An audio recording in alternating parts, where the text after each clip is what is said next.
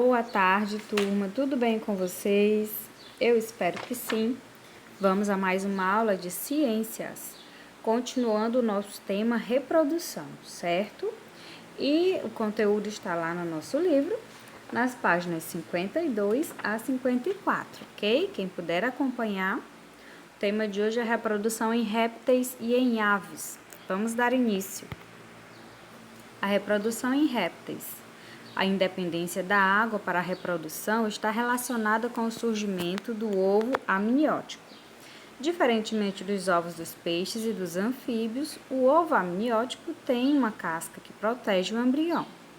O embrião fica isolado do meio externo, mas esse isolamento não prejudica as trocas gasosas. Isso porque a casca é porosa, possibilitando a entrada de O2 e a saída de CO2, fundamentais para a respiração do embrião. Do ovo eclode um jovem sem passar por estágio larval, ou seja, o desenvolvimento ele é direto, ele não passa por estágio da larva, tá, pessoal? Dentro do ovo, o embrião se desenvolve e consome o vitelo como alimento. O vitelo também está presente nos ovos dos peixes e dos anfíbios. Então, o vitelo é o alimento que o embrião ele consome para se desenvolver dentro do ovo.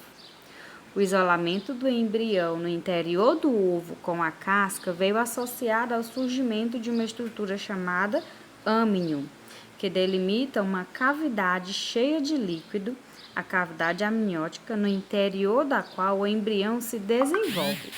Essa nova estrutura protege o embrião contra a dessecação e os choques mecânicos.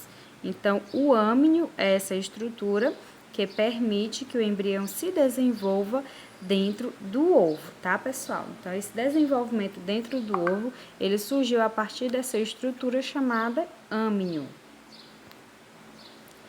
O surgimento do âmnio foi fundamental na expansão e no sucesso dos vertebrados em ambiente terrestre. Todos os vertebrados que têm âmnio são chamados amniotas e são representados por répteis, ou seja, os répteis são amniotas. Aves e mamíferos também. Os que não têm âmnio são chamados de anamniotas e são representados por peixes e anfíbios. Então, animais amniotas, répteis, aves e mamíferos. Animais anamniotas, peixes e anfíbios. Os primeiros amniotas surgiram no Carbonífero e se diversificaram em duas grandes linhagens com representantes na fauna atual, a linhagem dos mamíferos e a linhagem que levou ao surgimento dos répteis e das aves. Aqui na foto nós temos um filhote de tartaruga marinha saindo do ovo, né? Como vocês podem ver no exemplo. Nem toda amniota, no entanto, tem ovos com casca, como é o caso dos animais vivíparos, do grupo dos répteis e dos mamíferos. Nos amniotas, a fecundação é sempre interna. Os machos têm uma estrutura responsável pela introdução do espermatozoide no corpo da fêmea, que é o pênis. Nos répteis, os sexos geralmente são separados. Apesar de a maioria das espécies atuais do grupo ser ovípara, existem alguns lagartos e certas serpentes peçonhentas que apresentam viviparidade. Os jacarés e crocodilos diferenciam-se dos demais, pois cuidam de seus filhotes. Após a fecundação, a fêmea constrói um ninho onde bota os ovos. Elas cuidam do ninho, evitando a presença de predadores. E aqui nós temos, na figura A, o indivíduo adulto de jacaré do papo amarelo, o nome da espécie, que mede cerca de 2 metros de comprimento. E na figura B, um filhote recém-nascido de jacaré da mesma espécie, né? E esse ovo, ele mede cerca de 8 centímetros. Então, temos aqui um jacaré adulto e um jacaré filhote como exemplos nas imagens. E a reprodução nas aves?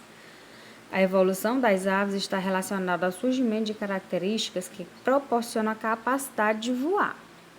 Entre essas características está a modificação dos membros anteriores em asas e as presenças de penas. As penas são formadas por material leve, com estrutura e forma que facilitam o deslocamento e a permanência no ar. Sabe-se hoje, no entanto, que as penas e outras características da estrutura interna das aves ocorrem também em representantes de dinossauros bípedes, que se locomovem sobre suas duas pernas, e os terópodes. Isso reforça a hipótese de que as aves fazem parte do grupo dos dinossauros. Hoje, essa hipótese é bem aceita e podemos dizer que as aves formam o único grupo de dinossauros que sobreviveu à extinção em massa ocorrida no final do Cretáceo, há 65 milhões de anos. O que diferencia as aves dos demais dinossauros terópodes é o dedo do pé, chamado hálux, que nas aves é voltado para baixo. Isso propicia que fiquem empoleiradas, ou seja, que se agarrem a galhos de árvores ou a qualquer outra estrutura semelhante, como fios, grades, entre outros. Nos demais dinossauros, o hálux é virado para cima. Nós podemos ver aqui as imagens abaixo, pessoal, mostrando o hálux na ave e no dinossauro, né? E como nós lemos, as aves, elas são consideradas espécies de dinossauros que sobreviveram à extinção, né? E sobrevivem até hoje, devido às suas características, às suas semelhanças, e o hálux é uma delas. Quanto à reprodução, todas as aves são ovíparas e com desenvolvimento direto. Os ovos de aves são semelhantes aos dos répteis ovíparos.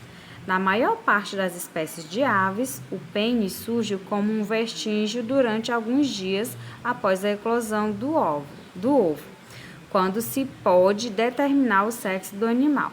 Depois, esse vestígio desaparece. O pênis, no entanto, mantém-se desenvolvido e é utilizado na cópula em alguns grupos de aves, como patos, gansos, inhambos e avestruzes. Os machos costumam apresentar comportamento de corte, cantando para atrair a fêmea ou se exibindo para ela. Geralmente são mais vistosos do que as fêmeas. O pavão macho, por exemplo, atrai as fêmeas com suas penas coloridas que aparecem quando a cauda se abre totalmente. Em geral, os ovos são postos em locais protegidos ou em ninhos construídos, frequentemente com a ajuda do macho e da fêmea. Os ovos precisam ser mantidos aquecidos em temperatura constante para que os embriões se desenvolvam. A fim de que isso aconteça, a fêmea costuma se sentar em cima dele, período conhecido como incubação. E aqui no lado nós temos a foto do nascimento de um filhote de avestruz, certo, pessoal? Quando os filhotes estão completamente desenvolvidos, quebram a casca e saem do ovo. Mesmo assim, ainda precisam de um tempo para que estejam prontos para voar e se alimentar sozinhos. Em algumas espécies, o macho e a fêmea tomam conta dos filhotes juntos. Em outras, a fêmea faz esse trabalho sozinha. E aqui nós temos exemplos, né? Gaivota tridáctila cuidando do ninho com os ovos. E o outro exemplo, o indivíduo da espécie Cita frontalis alimentando seus filhotes no ninho. Hora do nosso exercício, tá, pessoal? Eu vou enviar para vocês agora, no nosso grupo WhatsApp, um exercício para que vocês respondam sobre a nossa aula de hoje, ok? E aí, qualquer dúvida, podem estar consultando o livro ou entrando em contato comigo também, ok, pessoal? Até a próxima aula!